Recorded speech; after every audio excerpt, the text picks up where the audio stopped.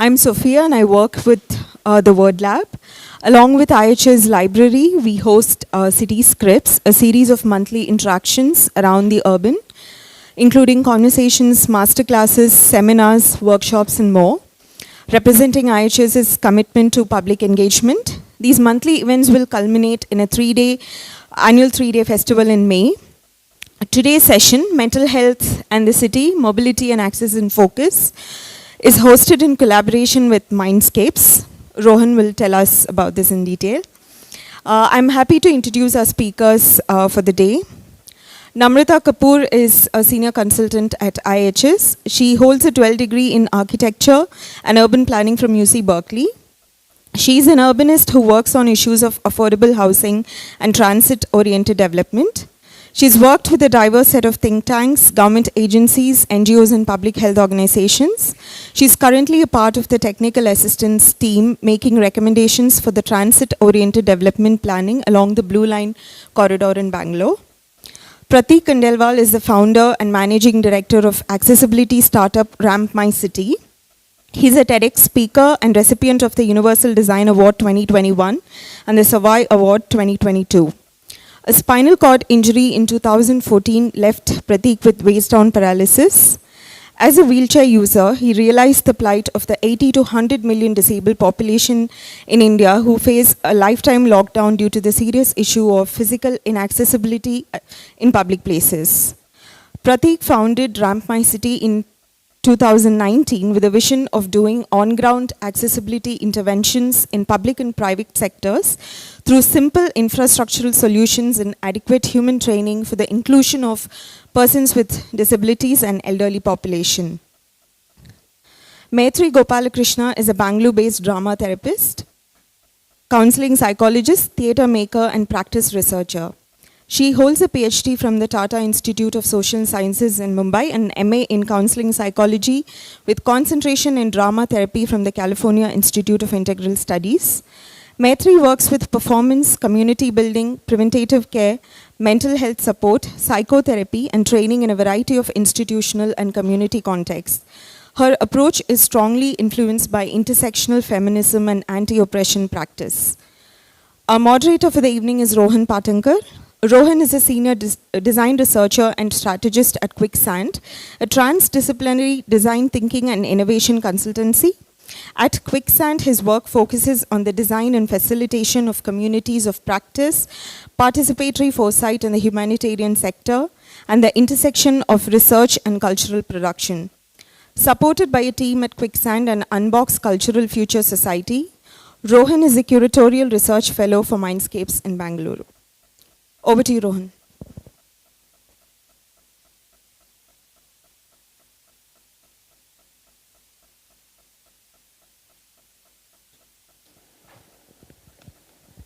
Hello. Can you all hear me? Okay? Okay, great. Great. Thank you so much. Every time I'm back here, I feel so grateful to be able to hold this space for conversations in the city. Something that I'm deeply passionate about. Thank you all. I'm feeling a little bit lost this evening, but hopefully I get my grips together soon. I think I'll speak a little bit about Mindscapes before, and then I will sort of share with you a little bit more of what we want to talk about today. Mindscapes is an international cultural program supported by the Wellcome Trust. They're based in the UK. And across 4 cities in the world, Bangalore, New York, Tokyo, and Berlin, they've set up a bunch of cultural projects with the intention to surface conversation about mental health research and policy, with the belief that actually cultural work moves something more deep in us and is able to surface things that straight up like straitjacket, regular research and conversations on policy are not able to bring. So naturally, Mindscapes is interested in looking at all of us as human beings and people before seeing us as practitioners of any kind. And which is why one key sort of focus area for Mindscapes is to talk about or think about lived experience of the city, of everyday life in some way. In Bangalore, there's several projects that are seeded that have been going on for a year and a half now. Maitri's led one of those projects that she'll speak about a little bit. It's called Conversations in Drama, but other partners include the Indian Institute of Human Settlements, IIHS, the Museum of Art and Photography, where an artist in residence, Indu Anthony, is making a bunch of work. There's NIMHANS, there's Fields of View, Center for Mental Health Law and Policy, Science Gallery, Bengaluru, IFA, etc. And while the work has been happening across multiple cities, Mindscapes comes together with an international summit that's going to happen in April in Bangalore for 3 days, April 20th, 21st, and 22nd. So mark those dates, and we'll be sharing more information about that with you all. As I said, Mindscapes really started as an inquiry to center the health or experiences around health and well-being and talk about lived experience, but also sort of identify or find out shared language in which we talk about mental health and well-being, right? Which is why there was an interest in looking at not just conversations related to biomedical research, but also everyday experiences. And of course, one of those experiences is to talk about the experience of being in the city. In May last year, we started a series of conversations called Mental Health and the City. The first one was on design. The second one was on women's experiences. The third one, which is today, is on mobility and access. And hopefully, these also become documents that live on the internet for all of us to know, hopefully from 10 years down the line, what people in 2023 were talking about in the city. Yeah.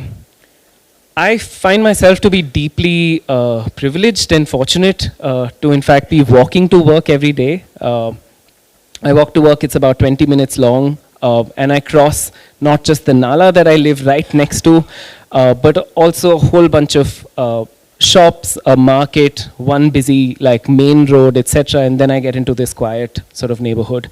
And I've been reflecting on how just being able to walk to work and back shapes so much of the day that I spend, right? And in that way, it is of course a big privilege to be able to access the city like that. And in continuation to that, I thought it would be useful to reflect on what it means to be able to access the city like that. So we put together this conversation, which was both about how we move through the city and how much we're able to access in it, and whether and how that has implications on our everyday life in the city. So I'm so grateful for all of you to agreeing to do this. I know everyone's super busy, and I'm so grateful that you're all here.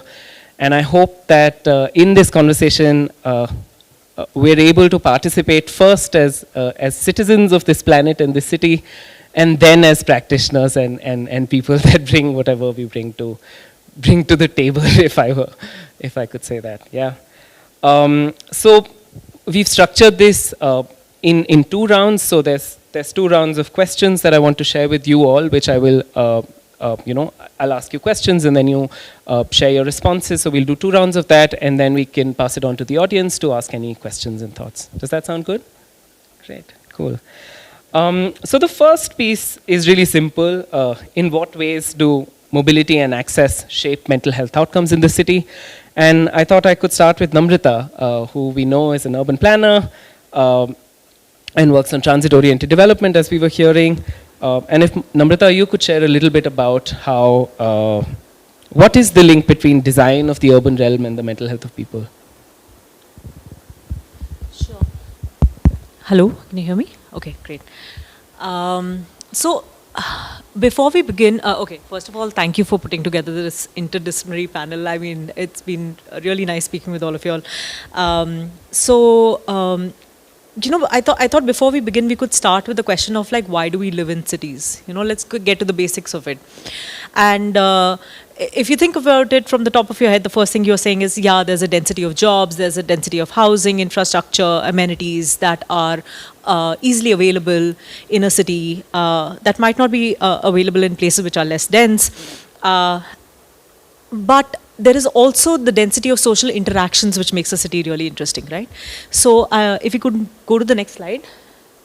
I just want to show one, who has the access to the internet? Sorry. So I wanted to show, is there anyone there? Okay, never mind. We are just going to imagine this then. So I remember Charles Correa in the new Landscapes, his book has, is that? Ooh. Okay, so this is a diagram from Charles Correa's The New Landscape. You know, he had these 4 diagrams and in which he said, you know, imagine like there's a village and there are 100 people and in this, you know, there are whatever, 100, out of the 100, there are 99 white dots and there's 1 black dot, okay? And the black dot is what? The black dot could be somebody who's a genius, is somebody who has interesting ideas, but he has nobody else to talk to about them. And then he goes to the city and now the density increases and, you know, percentage-wise, the number of black dots also start increasing. And then if you think about it, they start, you know, people meet, they exchange ideas, and then that leads to innovation in some ways, right? So, and that is the purpose of a city, that it allows for this kind of face-to-face interaction to happen. And if you think about the city in this way, then sort of almost integral to the idea of the city is the idea of public transit. Because public transit allows that access, it allows that connectivity. No matter how large a city may be, without public transit, it's a bunch of enclaves, villages. It's not a city because it does not allow the freedoms of a city. And so, you know, if you think about it in this way, then you realize that public transit is extremely sort of essential to get a diverse set of people access to basic services, obviously, like, you know, access to jobs, access to housing, access to different kinds of infrastructure and amenities, you know, parks and open spaces, no matter how far they are. If you have good public transit, then you feel inclined to go and use them. It actually allows you even access to mental health services itself, right? Like in the sense, because not every neighborhood has those kind of services which are available. And the second is, if you think about it, cities that have good metro systems, BRTS systems, railway systems, those are the cities that have some amount of reliability and rhythm to their lives, right? Like in the sense, reliability of knowing that, you know, I can get from point A to point B in this much time is a stress buster. Like, you know, you can plan for your journey. You know, it will cost this much. You know that, you know, it is going to be a safe journey, that you can probably read a book on the way if the transit system is good. And these are things that are very important for you. You know, the better the transit system gets, the better you can plan. And these are very important for our day-to-day sort of decision making and it relieves a lot of stress. But that's the tangible part of things, right? Like if I started to think about the intangible part, the intangible pleasures of public transit, if you could go to the next slide, since you have the magic wand. I want you to think about the public transit itself as a space for micro interactions. So I didn't want to show you like images of like glitzy public transit. I wanted to show you images from inside of trains. And this is my favorite film by Nidhi Tully called Ladies Special. And what Nidhi Tully does is basically goes to a ladies compartment, not ladies compartment, goes to a ladies special train and documents the experiences of people who are in the train, you know, and there is a host of things which are happening. Like there are people who are sort of, you know, playing Antakshari. There are people who are celebrating people's birthdays inside over there. If you go to the next slide, there are, oh, it's with me, thanks. There are people chopping vegetables, chatting, you know, also not to forget fighting. But what is happening is basically that these micro interactions are adding a certain kind of vibrancy to your life, which is a sort of intangible aspect of public transit, right? My friend Zora actually mentioned that she's an introvert and just sitting in public transit and passively being a part of other people's lives and listening to their stories itself is a certain kind of mood elevator for her, you know? And it's not just these kind of anecdotal things. There is evidence about sort of, actually, speaking of anecdotal, think about the time when, COVID had put lockdowns in our cities. We could talk to people that we knew, but it was this sort of public sphere that was taken away from us. It was this kind of micro interaction that we had with lots of people on the way to a certain place that was taken away from us. And it caused a lot of depression in a lot of us, like serious clinical depression. And I'm not talking about just a feeling of malaise. There are experiments with this, taking it forward in England, where people gave senior citizens bus passes, free bus passes, and they realized, there were decreased incidences of depression in senior citizens who could access different parts of the city, but also spoke to different people on the bus itself. And this kind of interaction is something that you don't get out of a car, which is a bubble going from one place to the other place, right?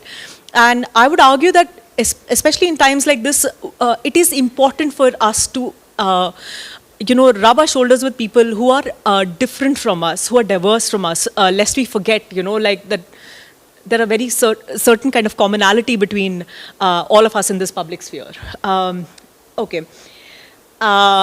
So now that I have spoken to you about the magic of public transit, let's also sort of address that the story is not this simple. You can't talk about public transit without talking about the bane of getting to public transit, right? So the stress actually comes from having to get to public transit itself. Like that last mile connectivity, what transportation planners refer to, becomes so stressful that people just start, opting out of transit itself. I was in a workshop where a lady, spoke about how much she loved the metro, but as soon as she sort of got off the metro, the dysfunction of the city just hit her in the face. And so as much as we might want to romanticize the metro or the BRTS or the bus or the sort of railway, the idea is that the space around these transit corridors is equally important for us to be thinking about, for it to be planned, because that is the place where the stress is. Now, so why is it not happening? Why is it not happening? Why is it that people just are taking the car in spite of the fact that it's stressful to be stuck in traffic and park? Last mile connectivity is so bad that people are opting for these kind of options. And I'm going to sort of argue today that the obstacles in last mile connectivity and planning for last mile connectivity are coming because we don't have statutory systems for neighborhood level planning. Okay, so let's think about this a second. If I am trying to plan around a transit corridor, what is most important to me at the meso level is the 2-kilometer area around the transit corridor. So if you go to the next slide, oh, this is me. It's me. So I was saying that, yeah, neighborhood's important, especially for the old and the very young, like neighborhood is the unit of planning. And so this is the blue line corridor, and the 2-kilometer radius around it is really important for us to plan at a meso scale. And at a micro scale, the station area is a good scale to plan at, right? That's where the last mile connectivity is happening. But your development plan works at the city scale. The smallest scale for planning in a development plan is the planning district or the ward, what we know. And the ward doesn't necessarily align with what you want to plan for, right? We are making a set of recommendations which will be handed over to the government for the planning of this area. But there is no surety that this gets implemented or this gets debated upon in the manner a statutory plan gets implemented or debated upon.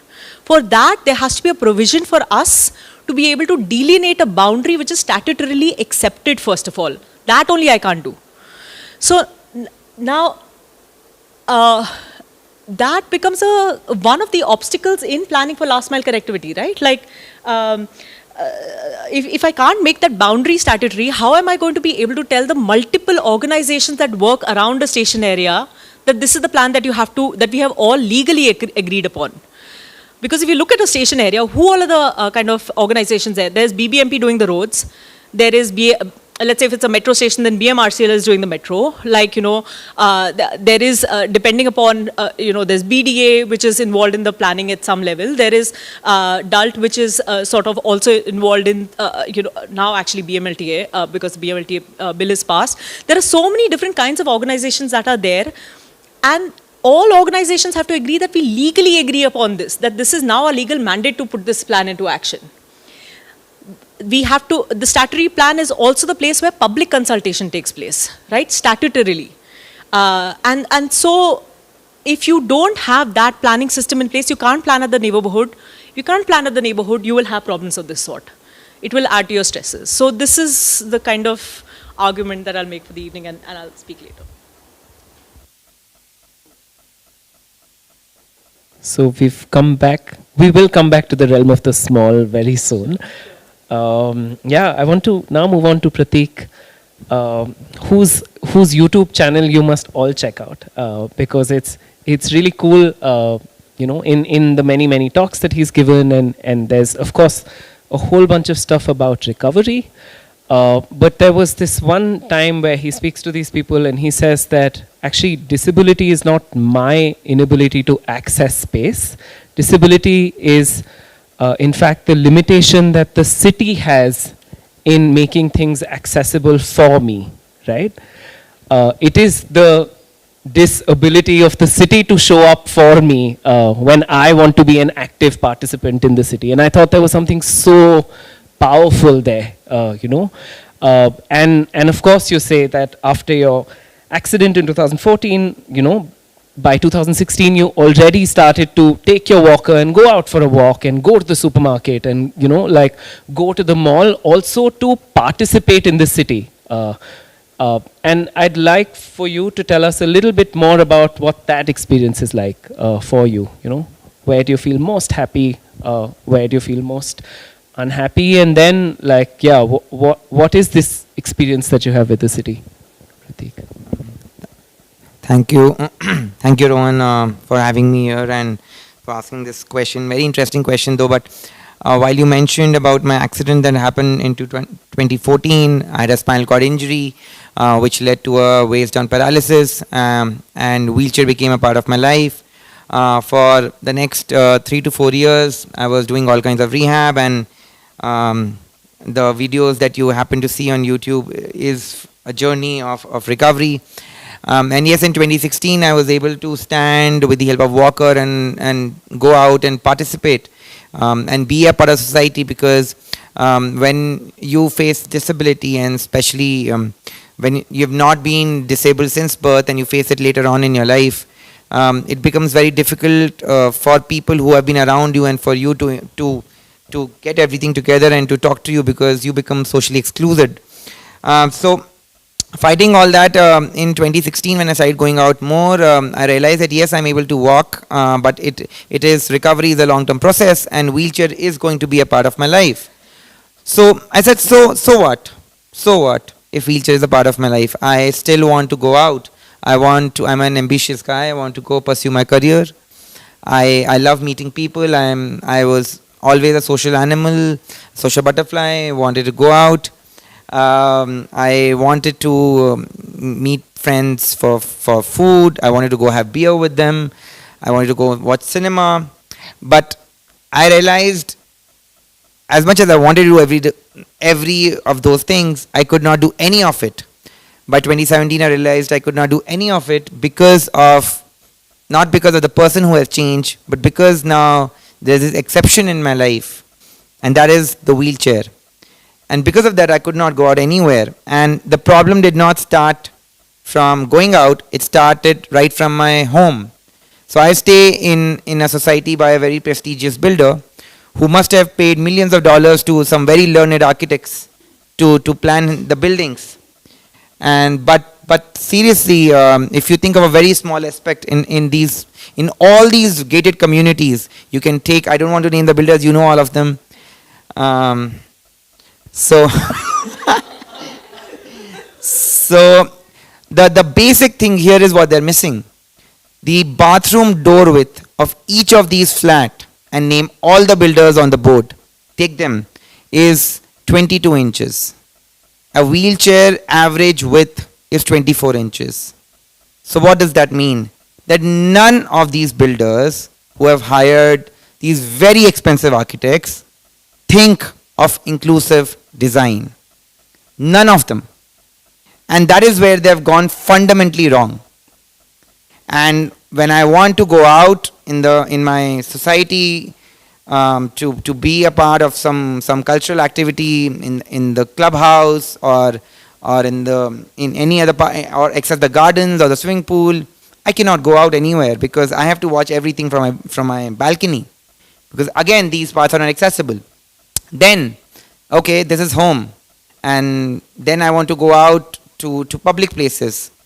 So everybody talks about mobility and public transport being accessible, and the first thing people talk about, and they often comment on the work we do, that what about public buses? Hey, why aren't you doing them? And the problem with public buses is, as much as we want to make our public transport accessible, India is still learning to be accessible, and there are not enough engineering solutions to make that bus accessible. A low floor bus with that hydraulic system coming out and making a wheelchair user get onto the bus and get inside, we do not have those engineering solutions right now, and we have to face it. And that is why those buses that are, even after the orders of the Supreme Court and the High Courts, they are not accessible till date. We don't have the solutions. We still have to make in India. Then, if you want to go to the restaurants, I am a big time foodie. I said, okay, I cannot go out. I just searched Zomato, the unicorn. I said, wow, Dipinder Goyal must have definitely done something for me. And when I went there and put the facility, wheelchair friendly tab filter there, and their host, you can check on your phones also, there'll be a bunch of restaurants, they'll come up, and when you'll call them to check, hey, do you have a ramp? I asked them, are you wheelchair accessible and do you have a ramp? The first answer will come is, no sir, we don't have a wheelchair. I said, I didn't ask for a wheelchair. I asked for a wheelchair. Are you wheelchair accessible? So they don't understand it. And they said, yes sir, you come, we have 4 staff who will pick you and carry you and over the steps. And that is what accessibility means for them. And it is what is meaning for them. But why aren't the unicorns of the world and of India, who are setting an example, putting these practice of validating their data and then putting on their apps, why are they missing out on the information? Definitely they are not thinking of inclusion. They are only thinking of their next round of funding. Right? And then when you want to go to an ATM, I am not giving you my card to withdraw money because I don't have enough balance anyway. So I don't want you to check it. So if I go to an ATM, SBI and Canara Bank and all these state banks and nationalized banks and private banks, they are putting up ramps and there is some progress happening. But here is the problem. All of those ramps are wrong. All of them. They end up at the door, at a glass door or a wall, or they're too steep. So I still cannot go to an ATM to withdraw money, which is such a huge problem. So there are these problems in the city which are very realistic. And that gave me a kind of an understanding that India is still learning to be accessible. And we cannot, and maybe through what is happening, it might just happen over generations of the way it is going. But the first question that I asked myself, that how many people are there like me who are facing this kind of a lockdown that causes depression, a lockdown that causes anxiety, a lockdown that causes great mental stress. How many people are there like me? And according to the World Bank and WHO, there are 10 to 15% of every country's population that face this kind of a lockdown. And in India, at 1.4 billion population, there are almost 140 million people in India who are facing this lifetime lockdown, who are not able to come out of their houses. And when you put into what does 120, 140 million mean? The total population, that is population of the able and the disabled bodies of any country, of the European countries that you take, their total population is 60 to 70 million. India's only disabled population, or PWD population, person with disability population, is 140 million. Twice the number of total population of European countries. That's a huge number to ignore.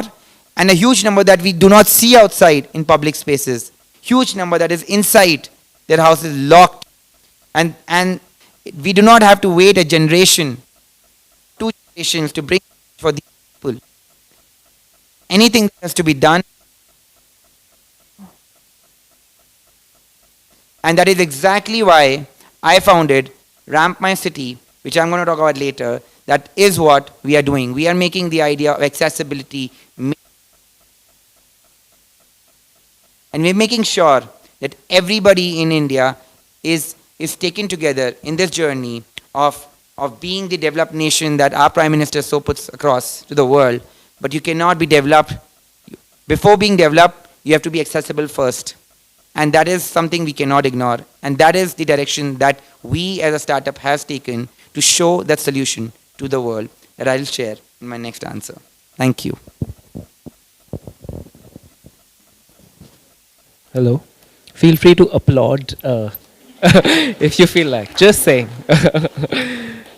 Thank you, Prateek. I want to move on to Maitri now, who is a drama therapist.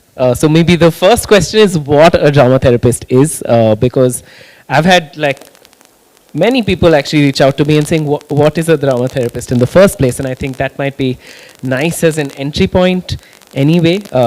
You are a drama therapist, a counseling psychologist, theatre maker, practice researcher, and you're working towards, in fact, making spaces that are more accessible. And with accessibility, you also talk about how they need to be non-threatening and, in fact, talk about anti-oppression, right? And I'd love for you to speak a little bit more, after you tell us what drama therapy is, to tell us about what in your practice access means, what it means to increase access through your work, and maybe share with us a little bit about the project you do with Mindscapes. Thank you. It's really nice to meet both of you. So thanks for bringing us together. Drama therapy, and it was funny that you laughed when you said it, right? This is the story of my life, right? But essentially drama therapy, the definition is simply using drama methods, processes, conceptual ideas from theatre and drama in mental health practice. And it can be used in different frames. So for example, I work in counseling psychology, so you can work in the frame of counseling psychology, but instead of simply just talking about what stressors you might be going through, or what mental health distress you might be going through, or what life circumstances you might be going through that might be hindering you living the way you'd like to live. We also might include looking at what's happening in your body in that moment. We might embody a character. We might create a character from a part of yourself. We might do a role play. We might,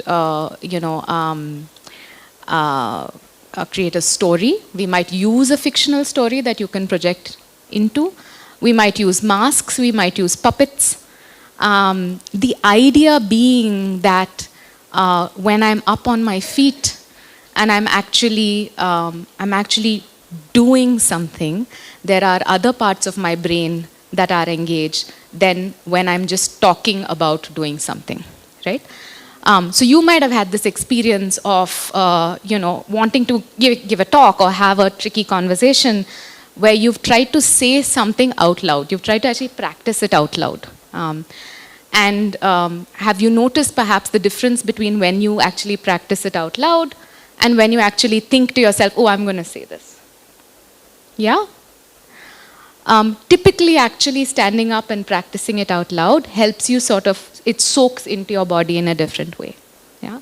So that's one of the premises of drama therapy, that working in an embodied way actually accesses different parts of your brain and different parts of your being. Particularly useful in trauma work. As we know, trauma sort of lodges itself in our bodies. And sometimes, although we know that rationally we shouldn't be responding in a particular way, we can't really help ourselves because our body is just doing what it wants to do. So with drama therapy, we can kind of engage the body.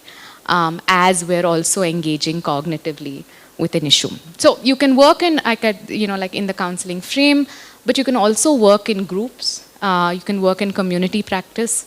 I really enjoy working in groups because I think lot of times one of the problems we're dealing with is isolation. And I think both of you talked about isolation in different ways. But I feel like I am the only one in this space, or I have this problem often that I can't really share with anybody else. But when I'm in a group and I see that there are other people that might be dealing with similar things, that itself makes me feel less alone. And there's a lot that can come from that kind of sense of solidarity that builds in a group, and a sense of care that builds in a community. So that's one of the things about drama therapy. So really we can use any, so when you think about drama, let me ask you, what do you think of when you think about drama? What comes to your mind? Her boyfriend. Her boyfriend, big drama, relational drama, right? And that's yeah, we can totally do relational work in drama therapy, through embodying different characters and through embodying a conversation. The other thing that we often work with is images. So recently I had I had 2 clients in the same week talk about feeling trapped. And I asked them, I said, can you tell me the image of what this feeling trapped is? And one person said, the image is of a cage, and I'm in that cage. And so we explored what it means to be in that cage together in a physical way, walking around the cage. Who are you in the cage? Are you looking at it from outside? What's this relationship between you and are you a bird in this cage, and so on and so forth. The other person, interestingly, described this feeling of being trapped as though I am a cog in a large machine. So I'm a cog connected up to a large machine and I cannot disconnect. And every time that machine moves, I move. Now both of them have said trapped, but the experience of being trapped is fundamentally different. And we can use that image to kind of explore it in a way that's much more meaningful. So there's ways in which you can also find the language that works for the person or the people that you're working with. So you're not necessarily, you don't have to actually impose, say, psychological language. It's not as dependent on vocabulary. So you don't have to talk about feeling words so much. But you can find sort of bypass that maybe hindrance to articulation and language, which I think is a really useful way in which drama therapy or many of the arts therapies or arts and mental health practices actually make mental health work more accessible. Because the way we talk about mental health, which is sort of Instagrammy language or psychology language or medical language, is in itself excluding. It's hard to access. Yeah. Whereas everybody is dealing with life circumstances and has ways to express it. So if we find what are those ways, if we find that language, then we're able to meet a person where they're at and have them find meaningful ways to both process and exit situations or loops of cycles or cycles that they might be stuck in. So access and mental health can be looked at in multiple ways, of course. Often people think of how do people access mental health services? Like you were saying, how do you actually get to the hospital or you get to the clinic or so on? So that's one way and that's quite useful. So existing services, how do you access?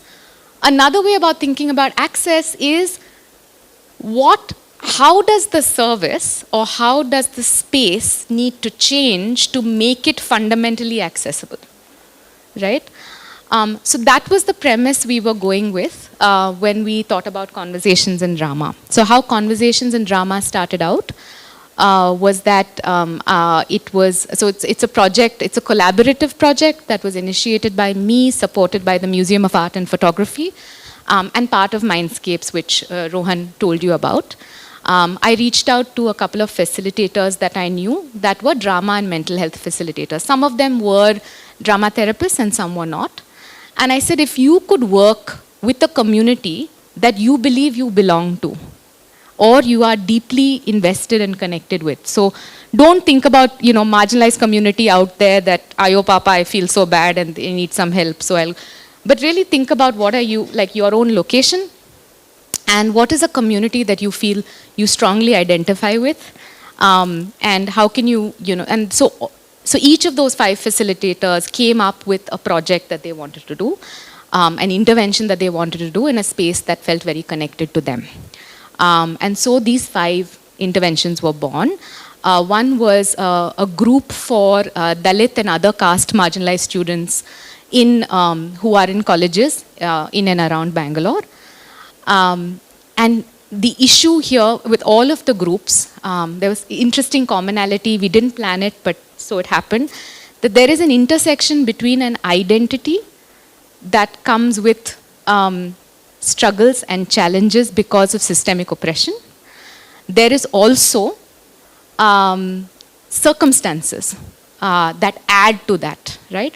So being caste marginal in itself has certain types of stressors and can have mental health consequences. But also, if you're in a city, in a college where you are alienated because of the nature of that college is to alienate you, then you're dealing with isolation, alienation, and structural oppression, right? So, so this was one group. Another group that came out of this was called Banni Seri, and it was a group for people with children with neurodivergence or any type of, as they call it here, special needs, and their families.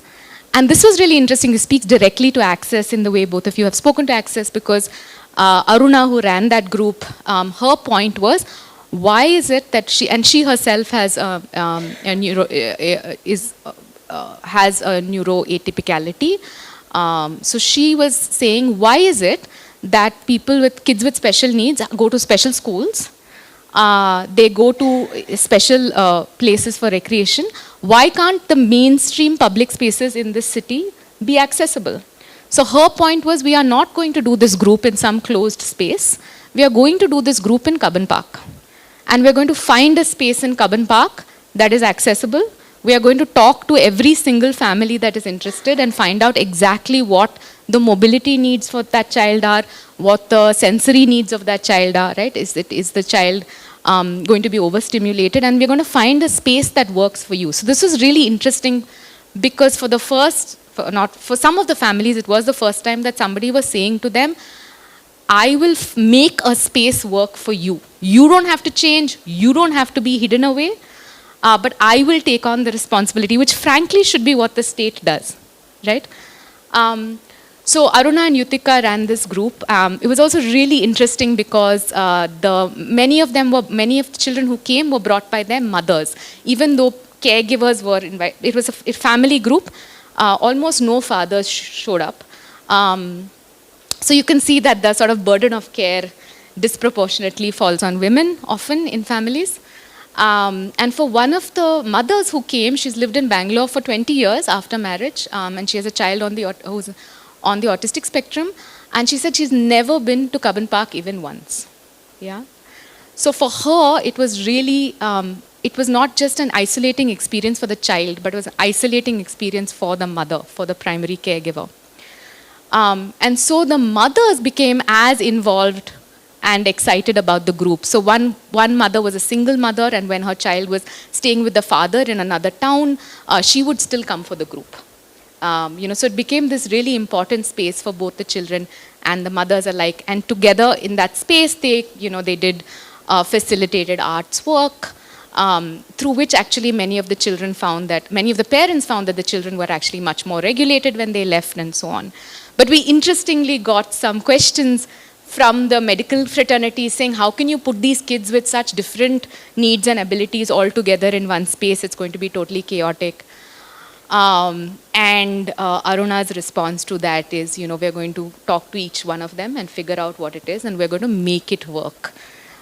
Because the whole idea was to challenge this notion that you have only this space that you can go to. You have to go to this exclusive space. So that was the second project. The third project was called Let's Talk About Sex Baby, and it was about, it was for the queer community, and it was about sex and sexual health and shame, but it used stories that was also collected from the community, and these stories were enacted and parts of them were embodied, and so people could, within the sort of safe, distant frame of that, a distanced frame of the story, could actually work through and process a lot of their own issues around, or what they were carrying around sexual health and shame. The fourth group was called Manasu Matu, thank you very much. Manasu Matu was a group for caregivers with people dealing with mental illness. Caregivers or loved ones, people who had severe mental illness or mental health conditions. Again, the lived experience, right, of say you're 20 and you're in college, and you have a parent who has a psychotic episode, and suddenly your life is interrupted because you have to kind of play this caregiver role. So this idea of normal life being at any moment constantly interrupted, right? What you were saying about this uncertainty and how much stress just uncertainty can cause. And then, of course, you're dealing with a parent who you remember in a different way, and you've lost, there's a loss there, but it's a bit ambiguous because that person is still there, but it's not the version of the person that you know and love, and you can't mourn, right? So this experience also can be incredibly isolating because you're really kind of stuck in a way. And so Manasu Matu, just the act of bringing a bunch of people together who had similar, they were definitely not the same, but similar experiences, and who could speak in languages of care that made sense to each other, was also really incredibly life-affirming. And the last group was called the Magic Shop, and Magic Shop was for people who were caring for seniors in their home. So again, this was a disproportionate level. They didn't say it was a women's group, but it ended up being an all-women's group, and they were caring for either elder senior parents or parents-in-law. And again, right, we have this hang-up about, culturally, about how this is our duty and we should be happy about it. We should do it with grace. And what do we end up suppressing in that process, right? So that was the last group. And I think one of the things, and I'll say this and stop, but one of the things about drama therapy that I find really joyful is that it is actually a creative process. So as much as and this is true for all of the arts therapies, so as much as you're dealing with something that's really stressful or difficult or traumatic or painful, you're also making something in the process. So you're making a character, or you're making a story, or you're making a scene. And through that, you're experiencing yourself as a creative being, even an artistic being. And just that expansion of role repertoire, right? I'm not only a daughter, a sister, an intellectual, a caregiver, but I'm also a creative being. That itself has wonderful sort of generative properties. And so there's access to creativity, access to an artistic self. Why is the arts only for professional artists? Why, right? It can be our connection to ourselves, to people around us, and to the world and the city. Yeah.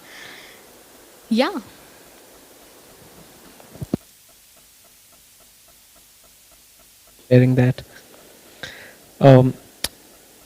Actually, I was thinking if we could switch this up, because this is a really exciting example of how by making space work for people, really what you're doing is you meet people where they are, right? And how does one make that endeavor?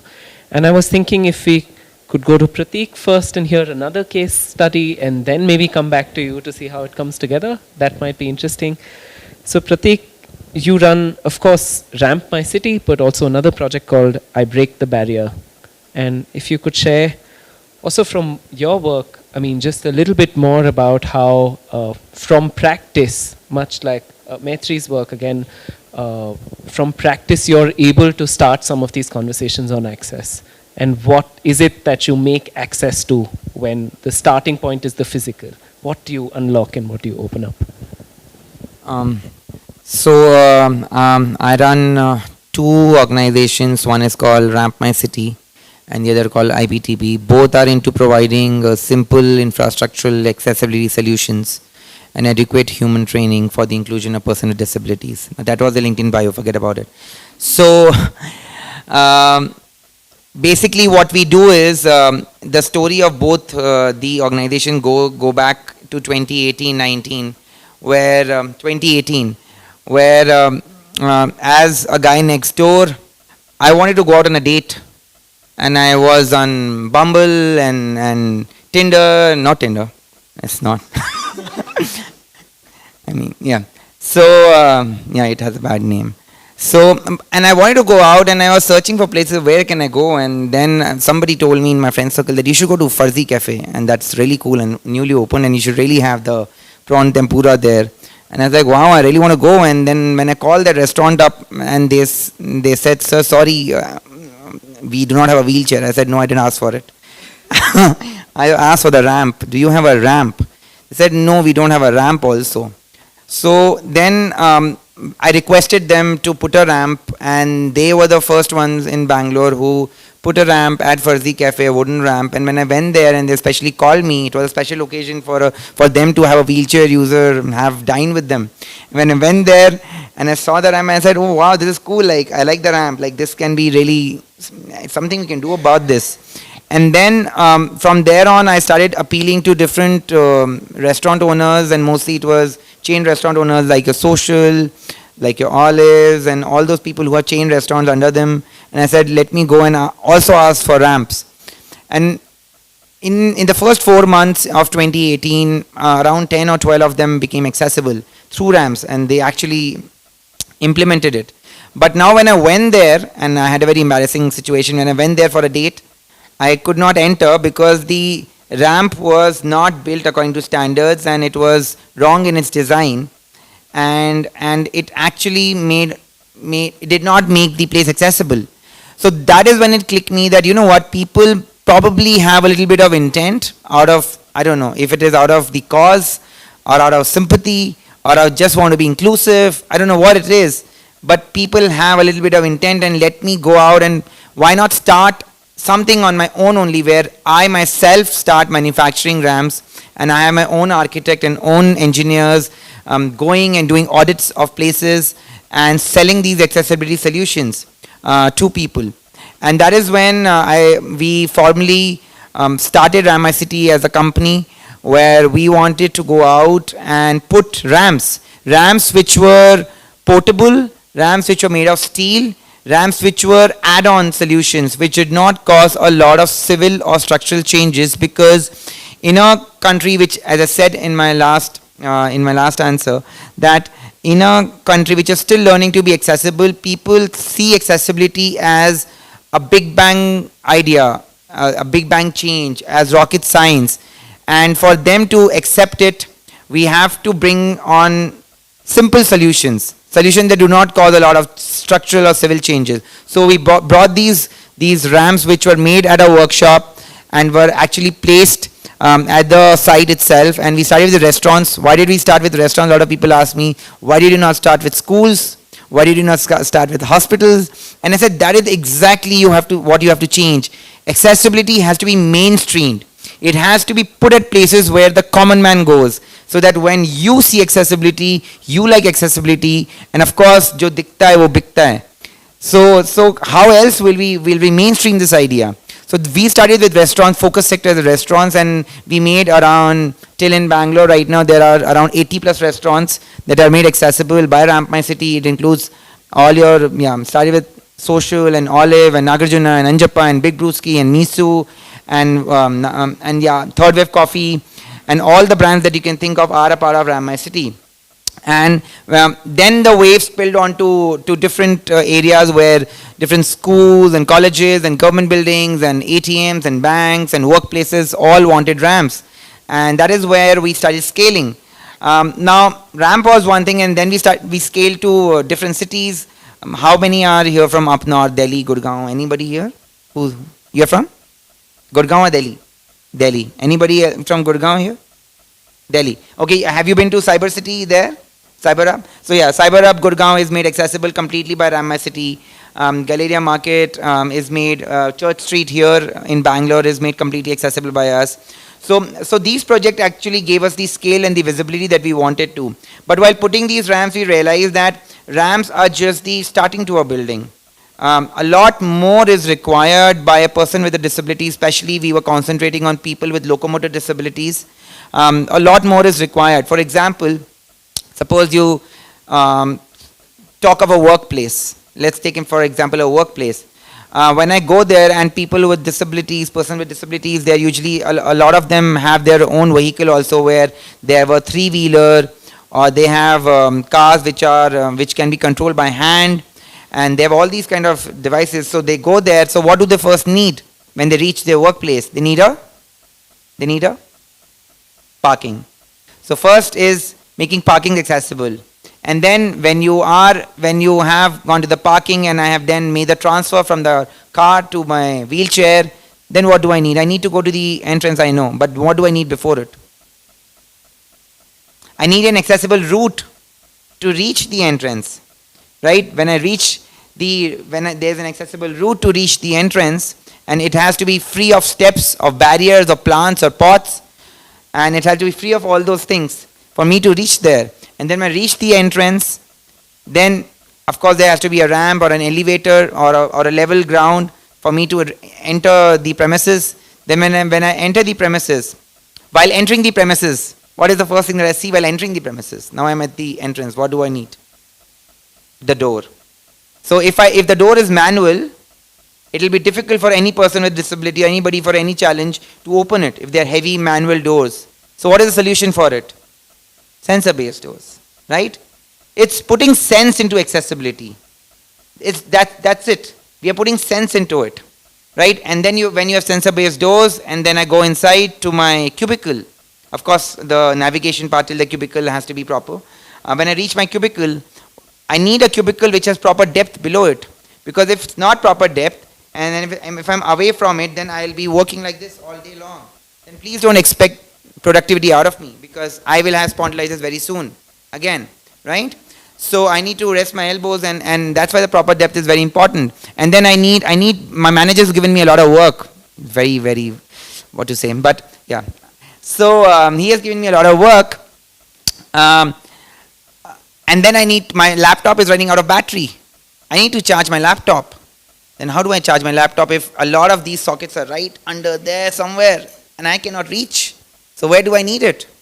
I need an extension cord, so that you don't change the electrical connections. You just bring that power socket near me by a help of a wire with an extension cord, right? And then when I go to the conference room and I have a great presentation that I have for the colleagues, and I need to write something, but if the whiteboard,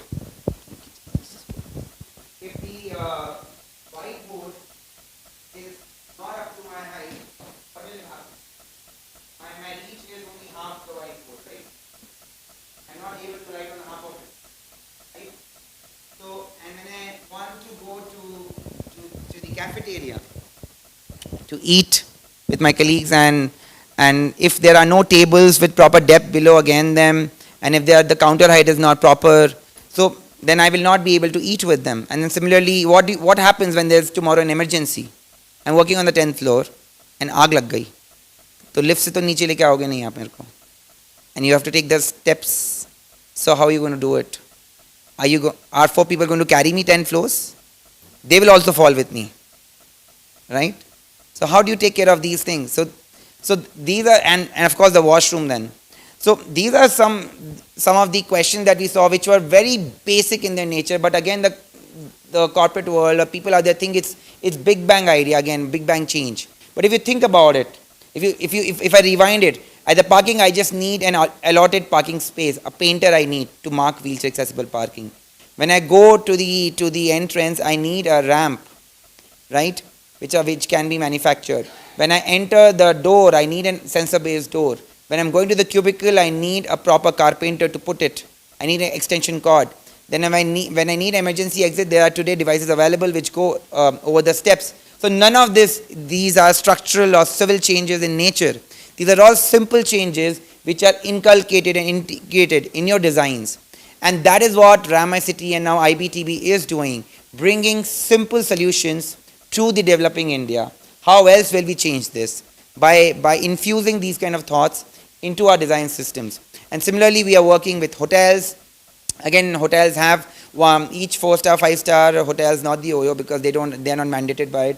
But each star category hotels have to have a disabled-friendly room. But if you go in and read the blogs of disability travelers, of disabled travelers, and you will see that the hotels are not, the room is not proper, the bed height is too much, the bathroom is not there, and that is when you make the change of going to a Taj or a Marriott, saying you are the world-renowned chain of hotel and still gone wrong with very basic designs. Who are you paying? Who are you paying again? So those are basic level changes that RampMy City is now bringing into our culture, and across verticals, not only workplaces, but hotels, but residential societies, working with the government, with education institutions, and slowly we are developing as an aggregator of services which provides end-to-end solutions, not only in terms of ramps, but other solutions, infrastructure solutions, in terms of training, in terms of taking everybody together. Because we want to build a world where everybody has access to everything and everyone stands for everybody. So that is the world that we are building through RampMy City, through our programs, and hopefully you will see it scaling to much larger levels across our nation very soon. So that was a little about the design thinking that we are getting into our work. Thank you. Yeah, also feel free to applaud, as I said. I'm curious about then, where does it meet the statutory planning guidelines, I think? Because what we've heard just now is two really fascinating interventions that do meet people where they are, right? And I'd be curious to know from you, Namrata, where are these lines converging between design, planning, and then what happens in the real world? So interestingly, like we all know, public buildings are supposed to be universal barrier-free access, right? Like, directly answering that question, they are all public spaces, all public buildings are supposed to be universally barrier-free access, including other kinds of semi-public places like banks, hotels, etc. There are very many guidelines for this, but they are not implemented, and that is where sort of like that disconnect starts happening. You know, like we were discussing this outside as well. You know, that on paper there are lots of things that are definitely put down, but they are not necessarily implemented correctly. Sometimes, you know, they might be even implemented but not implemented correctly. So, you know, I'm going to try and tie up this conversation with the conversation that we were having earlier about planning at the neighborhood. Neighborhood is a very good scale to think about all of these kind of ideas and getting them implemented. It's also a small enough scale for, you know, people to also know people and, you know, empathize with people and put them in their shoes to sort of, you know, have this kind of like put the pressure on the government to get things done. And Bangalore has these kind of, you know, the community meetings, ward level community meetings that happen, which are great places to bring these questions forward. You know, they are also good places to, but right now what's happening is a lot of these are about, you know, day-to-day problems, which is very important to bring forth, but they can expand in scope to think about planning for the future. Right now it's like somehow like very immediate problem of the person who's sitting there, you know, mere shop ke samne koi parking karta hai, like that kind of things which are happening. Important, I'm not saying, but they can become space where you think about these things in the long term. The second thing is to actually think about it again through the idea of local area planning, which some town planning sort of acts have actually adopted. And the example of the Maharashtra Town and Country Planning Act having the idea for local area planning, and then the Bombay Development Plan, the 2015 one, which got scrapped actually, had a very interesting sort of idea to be able to do local area planning. And they said that, look, you don't have to make the entire plan in one go. The plan is a framework. Within this framework, you should be able to draw up these boundaries, and they can be for different purposes. I spoke about transit-oriented development and the need for boundaries for that. But you could want to draw up boundaries for many other things. Like, you could sort of projectize something like this and say that we want to think about this entire neighborhood through universal barrier-free access, and draw up a plan for that and make it statutorily passed. You could want to draw up a plan for around like a lake district or something of that sort, and say that I want to kind of think about it, and then go through that process. Unfortunately, that the development plan 2015 got scrapped, and that idea never got taken forward. But local area planning is something that even got mentioned in, for all places, the smart cities projects, so there is, I think, a move towards thinking about meso and micro level plannings.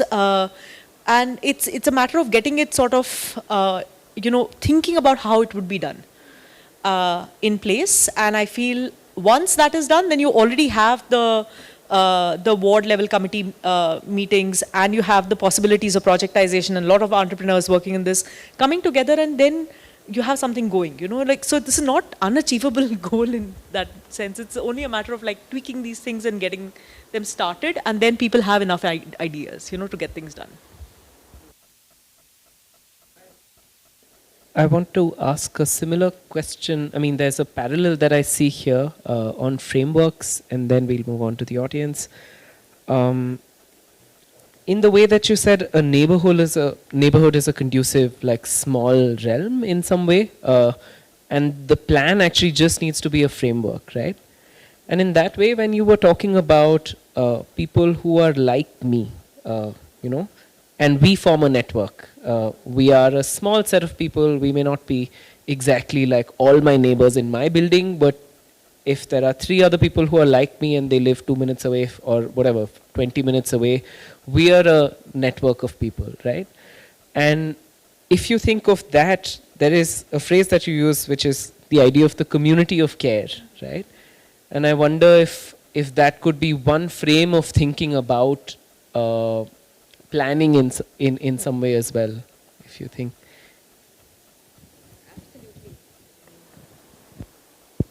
Hello.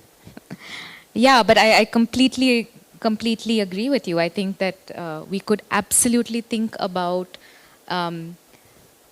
availability of space, perhaps even facilitated space, for communities of care to be accessible in every neighborhood.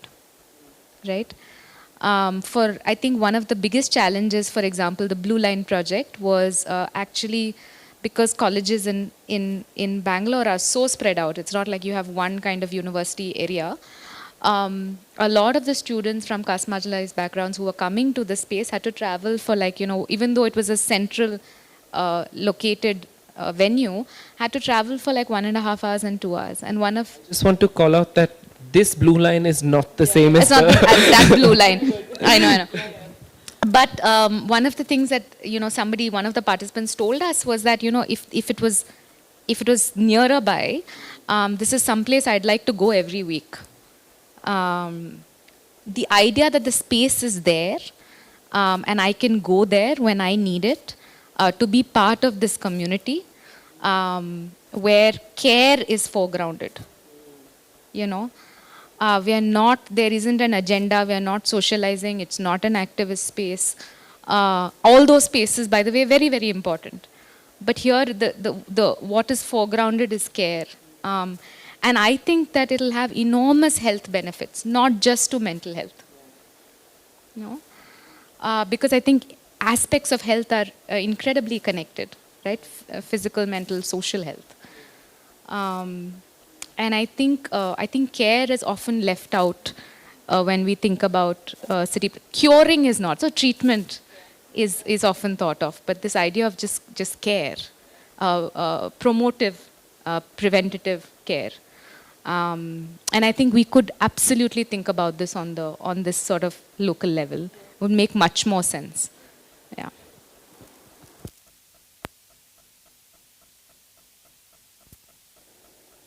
Great, thank you so much. That also makes me think about just two projects that I'll refer to and then I'll open up. I'm sorry.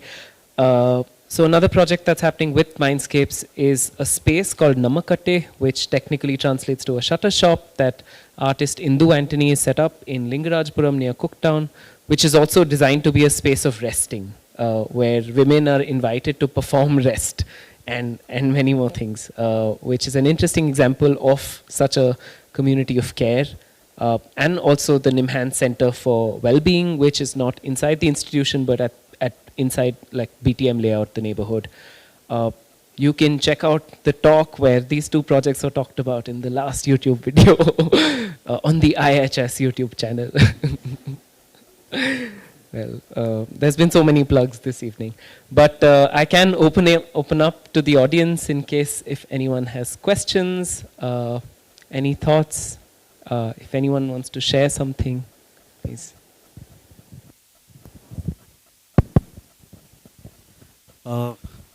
Thanks a lot for this. I have three things to say. First, my name is Vinay. I'm a psychologist by profession. I think whatever they spoke was very relevant to the work that I do day in, day out. So here I have 3 points. In fact, I want to be a bit brutal about the things, because the third point that I'm going to share is a question to all of us. First is one suggestion to you. There's a book called as The Brain Changes by Itself by Norman Deutsch. Okay, which talks about... Yep, okay. First is a suggestion for you, because you have a spinal cord injury and it has made you immobile. There's a book called as The Brain Changes by Itself by Norman Deutsch. It talks about neuroplasticity. I would say it would really help you out, and I want to talk to you on that maybe post the session. That is one. Because I feel it's a hard lesson for you to come up with thought like ram the city. Definitely it should not have been on a personal cost. But I would say there's a way to go ahead. So please look into that. Second thing is, I would say whatever happened to you should have happened for our bureaucrats or politicians, so that they can execute things. Personally, only when it touches them personally, I have seen people taking up large decisions which affects the society or helps the society. Third, last point is, in fact, I would say a decade back, I was attending a session at NIAS on certain topics, and I was excited about the conversations like this by the policymakers, researchers, the young students discussing about certain things. So I went to a politician and said, so this is what it is, this is my idea. You know what he said? He said, we take this as intellectual masturbation, we don't take it into the implementation. So for that perspective of a politician, what is your answer? Yeah, thank you. Third one was a question, right? Okay. Yeah, maybe we could do that. If there's more questions and comments, yeah. Hello everyone, my name is Srinivas. I am urban and regional planner myself, and I've co-founded an organization in Aurangabad. So my question is to Namrata. Like I'll have to give a bit background. We call cities as engines of economic growth. We never say cities, like you have said, you have given example of Charles Correa, that interaction, density of interaction, but we have never focused on that. And to achieve that engines of economic growth scale or per se, you need public transit. But again, in public transit and TOD, you have how up you can go, and it speaks about only the FSI and how many people it can carry from one direction to other direction. Are there, and perhaps, and thank you for putting out again that there are no statutory plans for the neighborhood level. I don't want to demean the mental health issues, but it is one of the sources for mental health issues for our fraternity, at least to begin with. And it's laughable, but it's true, because I hail from a tier 2 city, and it's painful to work with the local government at that level. So I just want to ask to see, having a master plan speaking about, say, I'll make this city happier more than X percentage, or I'll make this city in that sense. But now it will take another revolution, another 100, 200 years to do so. But since we are dealing with public transit and TOD, are there any interventions other than, say, good street lights, illuminate street lights, the green shade? Are there any other interventions with us in our statutory codes, rules, guidelines, etc., so that we can make at least our public transit, enjoyable, happier, less stressful? And thank you for telling that happiness can be taken out from the public transit only, because there are a number of love stories which are blossom in public transit, not on footpath. Yeah, that's my question. Thank you.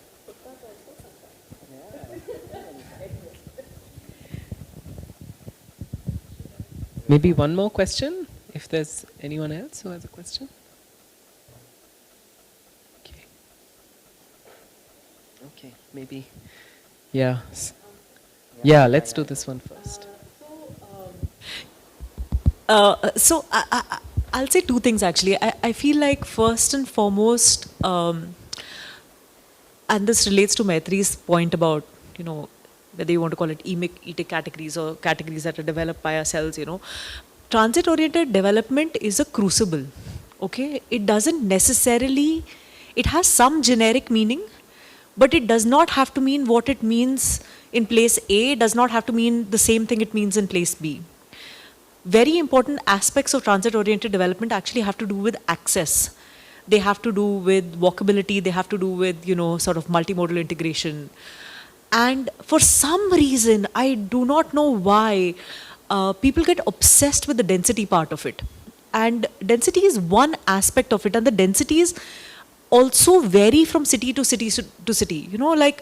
What is the density in Bombay is not the density in Bangalore, is not the density in a Gurgaon, or definitely not the density in a Noida. But this idea somehow that this is for just the engine of growth or just the this thing is not something that we should take lying down.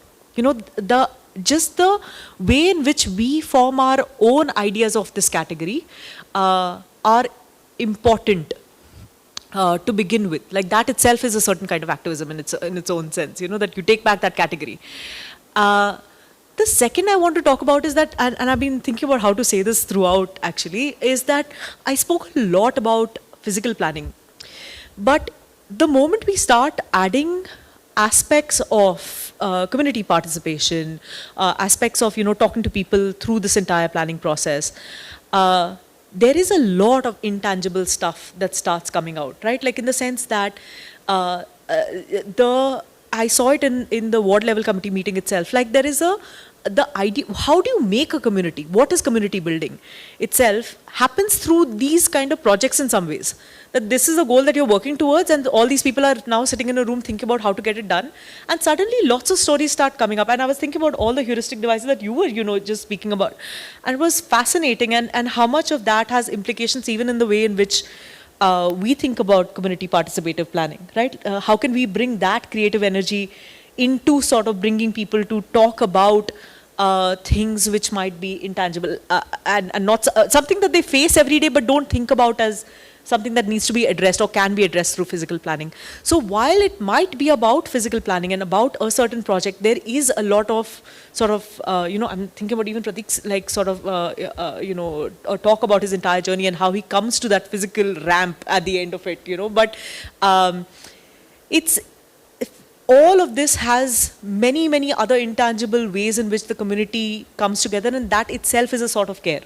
That itself is a formation. I go back to stories of, completely unrelated example, but when the Grameen Bank was giving sort of loans in Bangladesh, I remember they were giving it to a group of women, and suddenly they realized that there was a renewed political energy within these groups, and so they are not just places for physical planning, they are spaces for a lot more sort of social outcomes that will go unmapped. And they don't have to be mapped every time, but there is that possibility of taking back that space.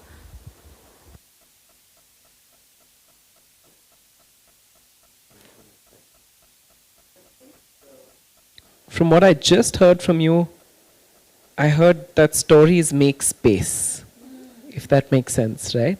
Of course, you are an architect, and that means so much more to you than, and there's a certain way in which you receive that, which is what I want to, segue into all of you, inviting all of you, in fact, to respond to the second question on whether this is all talk. Do we all just go back? Or does this conversation also change something fundamentally, among us, just in how we'd wake up tomorrow and get on with everyday life, I guess? Am I rephrasing that question correctly? Yeah.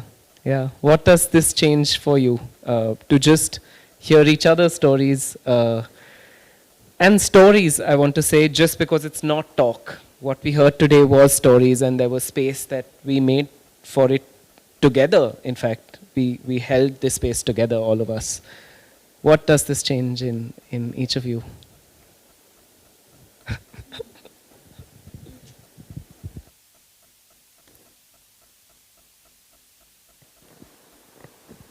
Hello. Off syllabus question ಕೇಳ್ತಾ ಇದೆಯಾ? It came from the floor. ಛೇ.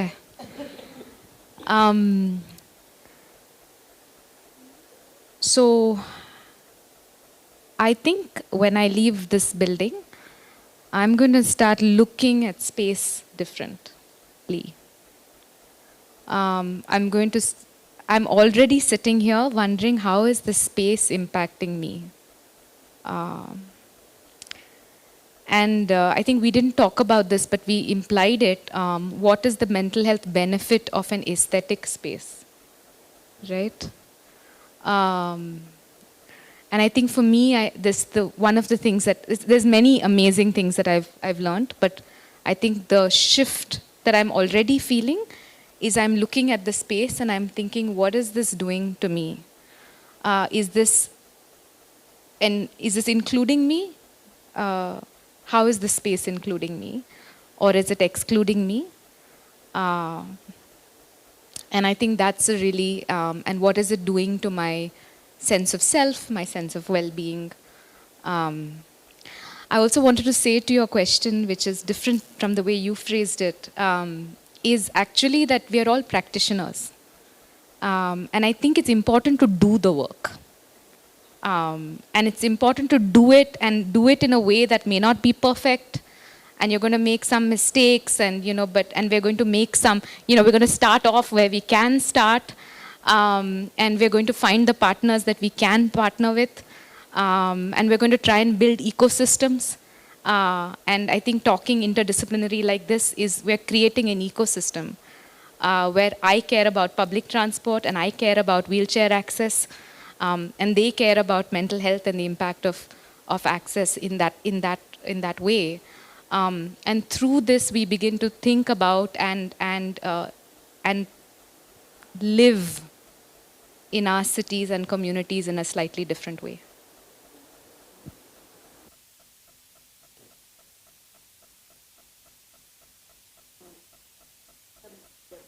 Call both of you all up before I do my workshops. So I will take some inputs from you all. So that is a direct sort of input that's going to come through this conversation. But I am actually surprised that that's even a question in some ways, in the sense that given that we are having this conversation,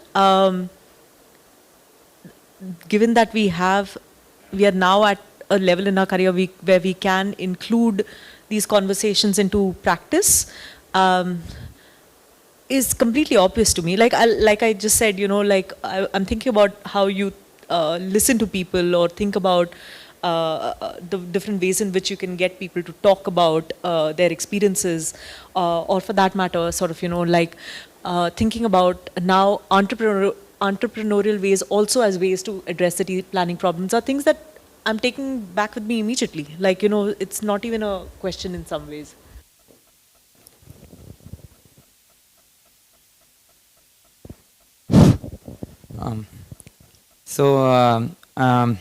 What we run as a startup, it was the whole idea to find the startup is that talks become action, and that is where we are at. And one word that I'll really take is what I heard from her is micro interactions. That is not happening. When it doesn't happen between people, there's a gap that is created, and I think that micro interaction is important to bring together people with disabilities and without disabilities together, of different diversities together. So that is my takeaway, and couple of things. Your first two things, the third one I answered. The first two things that you said, one is about it should not have happened to me. This hardware was not meant for me, and it should have happened to some politician. The second.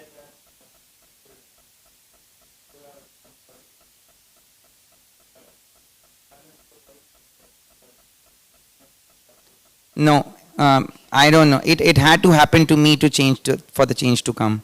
And I really believe that it is my calling, and the way I have learned from it and the way I am doing it, I have a lot of faith in this calling, and there is no day of regret that why this happened to me and why did it not happen to anybody else, because I own this.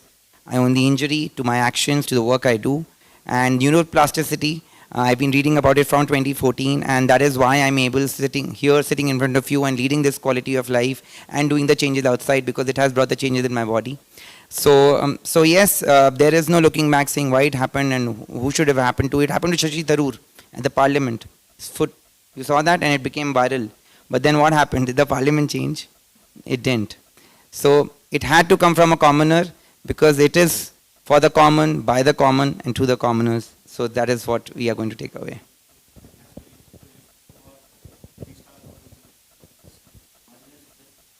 Yeah, we can take this after. I think this was a moment enough for us to also applaud. Thank you, Prateek. Yeah. I think this is all of our calling for us to also be here. We would have done something to have you here and to listen to you at this moment, all of us together. And I think, yeah, we can take a moment to just note that. Yeah. If there's any more questions, maybe we can take two more, if there's any. Yes, please. There's one there and one here. Yes. And those could be the last, and then we can. Hello. Hi, my name is Priyanka. I work with Janagra. I have a policy background. My question is to Namrata. Before I ask my question, what you spoke about reliability and rhythm, right? I come from Mumbai, so I was immediately transported to Mumbai local, which was next on your slide. You talked about statutory demarcation for local planning, right? I have two questions on that. First, we already have ward committees that are active in Bangalore, right? And you rightly said they talk about immediate needs.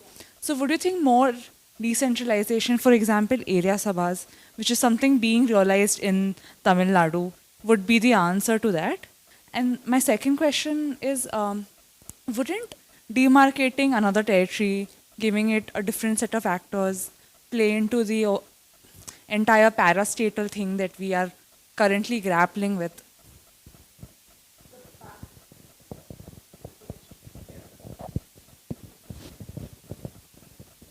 Mic over there. Thank you. Hello, I'm Chaitanya. I'm an urban fellow here only at IIHS. So this talk really reminded me of one of the competitions we had held earlier in Norsplan in collaboration with NIUF, which was called Design It Accessible. And we had given the students some prompts of just having a public space and how would you design it for all sorts of disabilities. And one of the winning entries that we had, it really brought that in perspective, that it was a garden with swings, with, I don't know what you call it, merry-go-round. There were these sitting benches placed by the lakeside where you can just use wheelchair, you can use crutches, so you can, even for blind, there were these walls which you can just touch and the texture. So those sort of things, I was just imagining of mobility, of not just access and mobility, but as well as in some sense the destination, a destination for these places. Because what you said, it felt like a place for them. In a sense, are there initiatives for place for these people, for the disabled, for people who, it's not for physically well people. I don't know how to articulate it properly, but just a destination where we feel it's us. Are there initiatives, are there thought processes going anywhere? I'll answer that. You spoke about Kaban Park. So in Kaban Park itself, Maitri has done a project where they have made a special park only for children with disabilities, where there are all measures in terms of all meeting your sustainability development goals in terms of disability inclusion, all kinds of swings and garden and toilets and everything made for children with disabilities. So that is there only for them. But then there is a counter opinion to it that I get to often hear about this very process, is that if by making a place only for them, aren't you making them more exclusive, then mainstreaming the whole idea of letting them play with other kids of their age and making your normal general garden park accessible by putting in measures that are needed so that children with and without disabilities can grow up together. And that's how you break barriers and countries grow and mindset develop. So that is another counter opinion that we are always fighting, whether you want an exclusive place or whether you want an all-inclusive, everybody, where everybody can use, which everybody can use. Yeah. No, this is, it's a slightly tangential point, but I was just thinking as we were speaking about access, ownership, agency and belonging, and how all of these are incredibly important at the individual level for feeling like you're a healthy person. You have agency, you have access, you have ownership, and you have a sense of belonging of your own life, but also of the space that you inhabit, right? So I was just thinking how it's incredibly important to feel like you belong and you, in a way, you have joint collective ownership of the space that you inhabit, your neighborhood, and that spaces here that there first of all are public spaces, which I think in Bangalore we really struggle with public spaces. I live in Whitefield and we have one park, and everybody is so happy to live in these gated communities which have all these lovely amenities in them, but there isn't, to be fair, there are a few more public spaces now, thanks to Whitefield Rising and some of the work that they're doing. But just how important it is to feel like I have a space in the city. And it doesn't matter, and how important that is for my mental health. That I could be in a wheelchair, or I could, have a visual impairment, or I could have be on the autistic spectrum or whatever, but I belong in this city as much as anybody else. And I think that is an incredibly important, it should be a sort of guiding, anchoring, ethical principle of policy and practice. About, sort of, when you said that, I was also thinking about just what is pleasurable? In the sense that does a destination actually have to make things pleasurable, or does the everyday life itself could be pleasurable in different parts? What is it, is something that I started thinking after you asked this question. I don't have an answer for you for what you asked, but I definitely do agree with the both of them, that there are spaces in the city. You don't have to have separate spaces, but there are spaces in the city that could be equipped for all to be able to enjoy and take pleasure in, like the third space for everyone. Coming to the idea of decentralization, I completely agree with you. I agree with you. That's why I bring up the idea of the ward committee, right? In the sense that the more it is sort of decentralized democratic planning, it comes with a lot. It's not simple. It's not that once you're decentralized, your agendas don't get hijacked. That once you're decentralized, that there is definitely the threat of NIMBYism.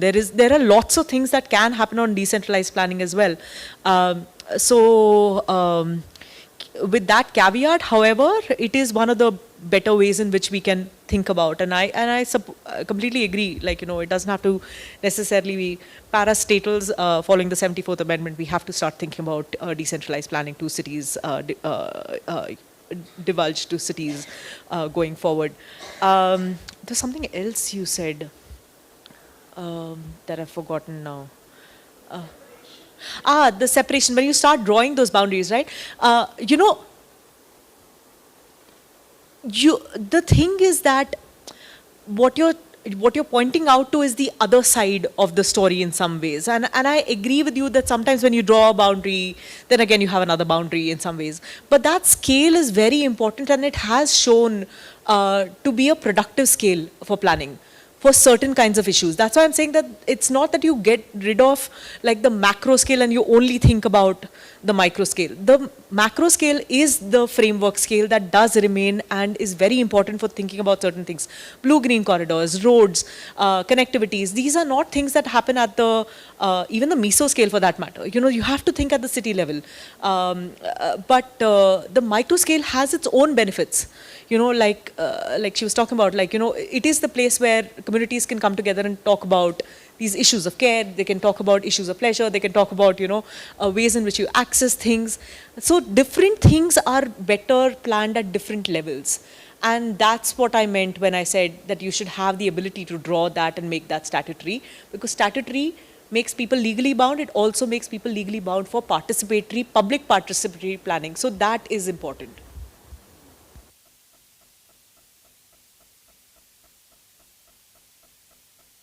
And with that, we have homework to do for architects and planners. And now with the recording of this talk, they can go back and hopefully make better cities and have conversations that include more of us that maybe don't have everyday things in the design and planning, but because we live in the city, we belong, right? And just by the virtue of that, we have something to say. And our experiences are valid in some way. Yeah.